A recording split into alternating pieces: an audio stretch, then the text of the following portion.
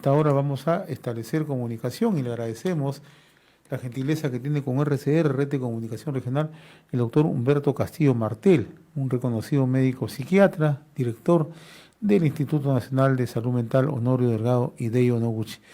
Doctor Castillo, qué gusto saludarlo, muy amable como siempre. Igualmente, José, muchas gracias por la invitación. A ver, ¿cómo nos ayuda usted a interpretar la situación de un número importante de personas en el país, de todas las edades, ¿no? Ya tenemos casi 11 meses de Hola. confinamiento. ¿Sí, me escucha? ¿Me escucha? Bien, vamos a retomar la comunicación en unos instantes con el doctor Humberto Castillo Martel, ¿no? Reconocido médico psiquiatra, director del Instituto Nacional de Salud Mental Honorio Delgado Hideo Noguchi.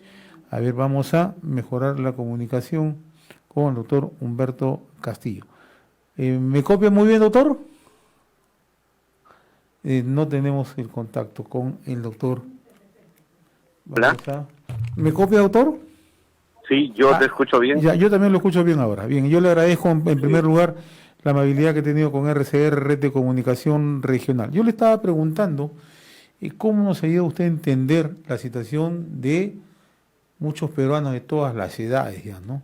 Tras esta prolongada cuarentena, confinamiento, ¿no? ¿Qué efectos tiene mental y emocionalmente, ¿no?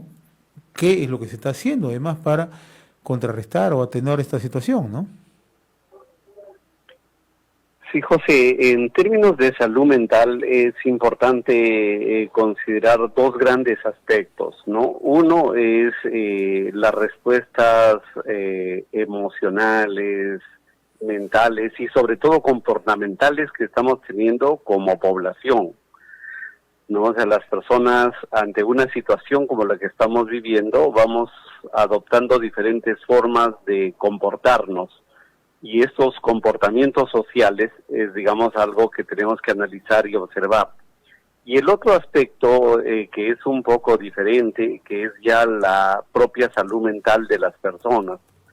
En este tema de la salud mental de las personas, ahí es importante diferenciar, digamos, un nivel de emociones más de tipo adaptativas y ya emociones que pueden ser patológicas y que requieren algún tratamiento, alguna intervención.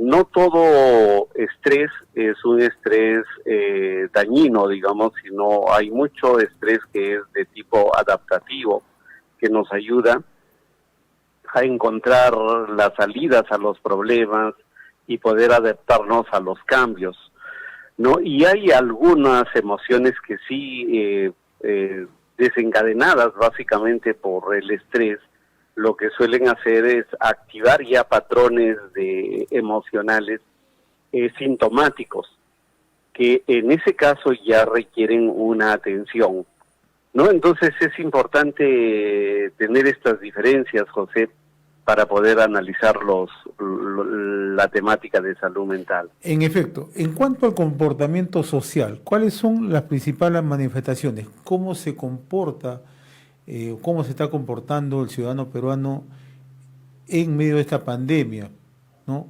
¿Cuáles son las principales manifestaciones? Sí, entonces, digamos, lo primero que estamos observando es que, por ejemplo, esta cuarentena no está teniendo el mismo nivel de cumplimiento por las personas que lo que tuvo la primera cuarentena, ¿no? Entonces, estamos viendo que hay una conducta de desacato, una conducta de exposición al riesgo, una conducta de una cierta desobediencia de las reglas, de las normas, de lo que se está planteando.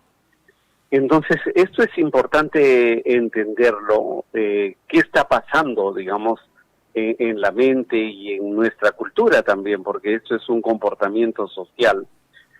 Lo que nosotros podemos ver es que a lo largo de la pandemia ha habido como cambios en las respuestas sociales, en la forma como nos hemos comportado.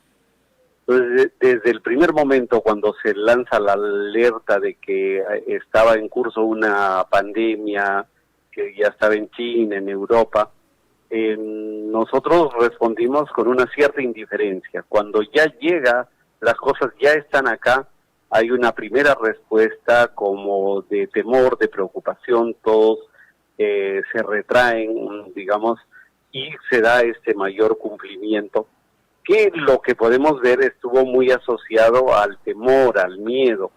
Entonces el temor, el miedo nos lleva a conductas de retraimiento, de protección, de defensa.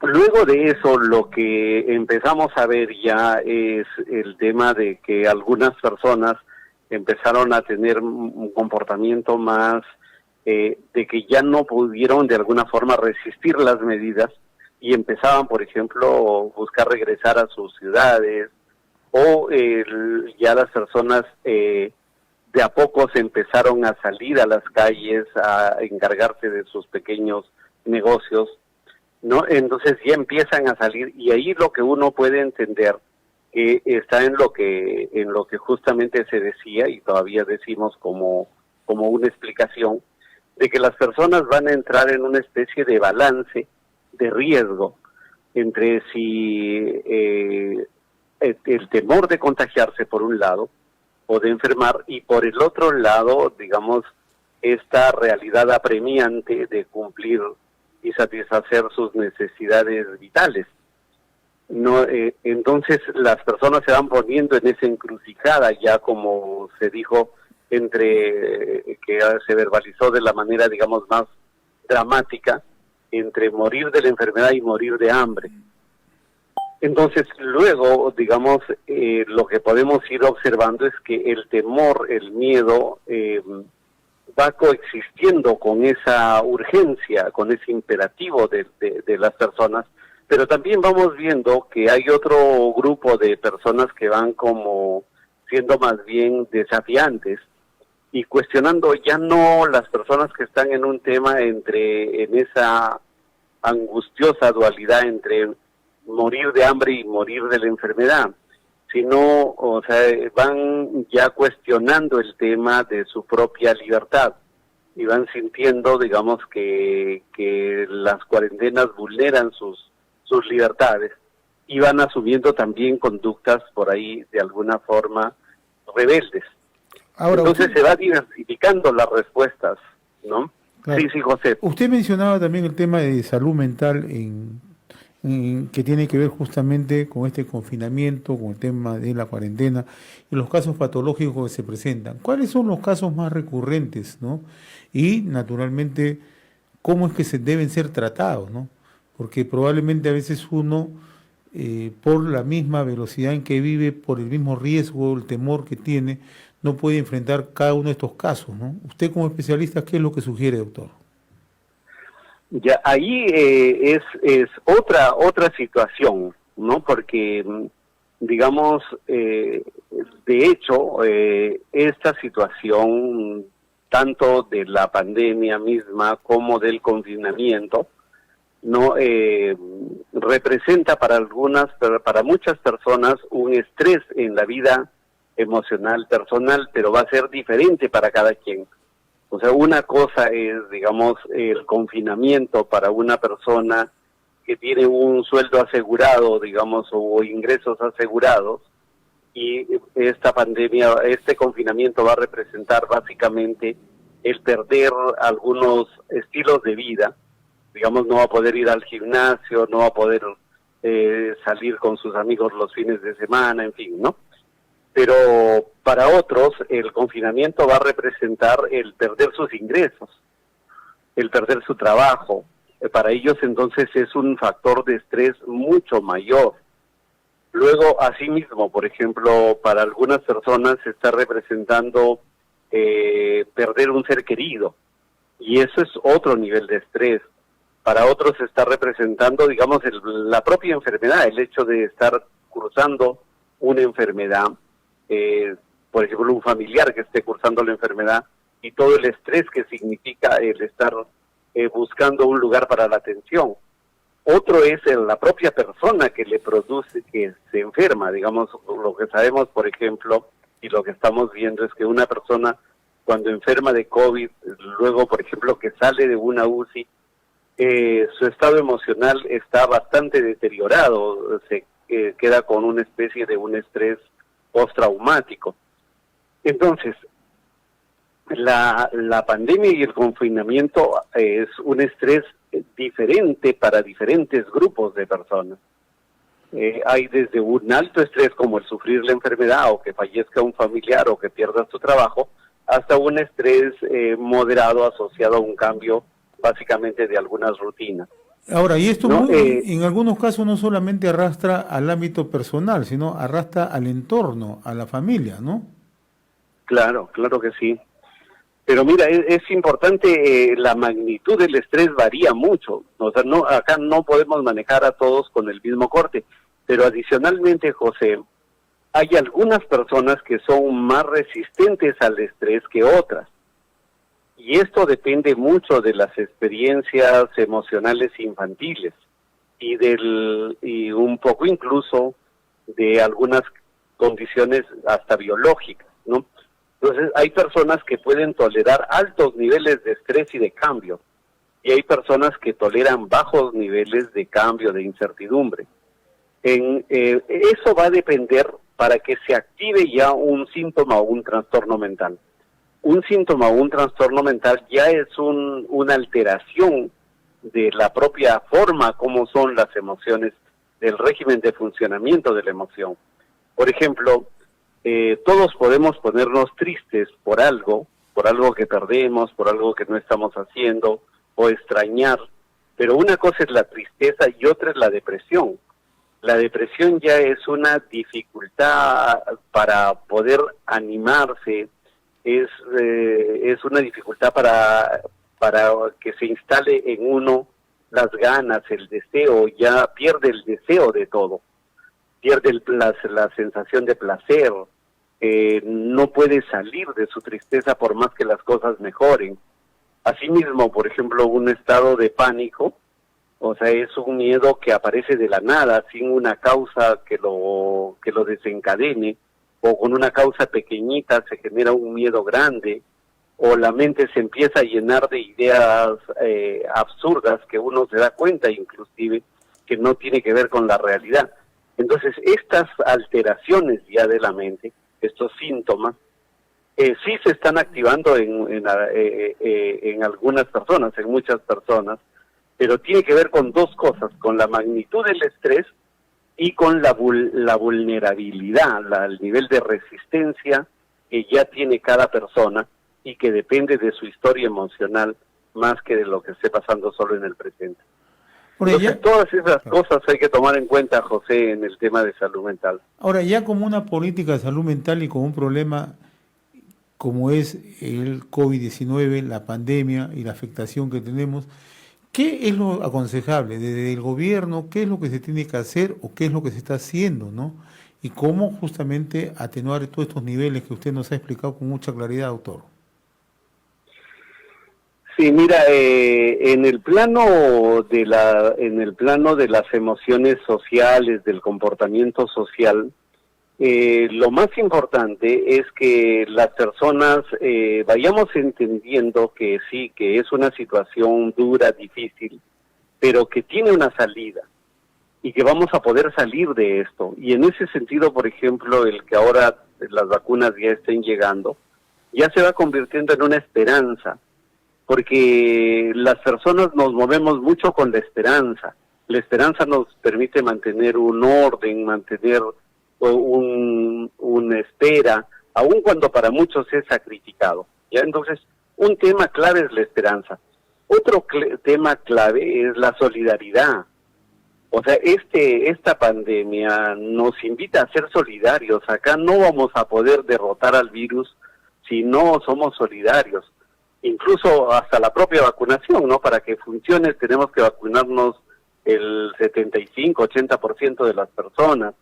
Para que no se transmita, todos tenemos que usar bien la mascarilla, ¿no?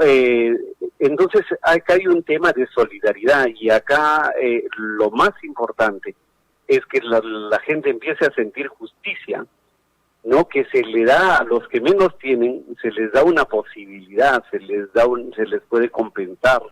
Y estas compensaciones y esta solidaridad no tiene que ser solamente desde el Estado tiene que ser justo, equitativo, pero también la comunidad tiene que ser más solidaria.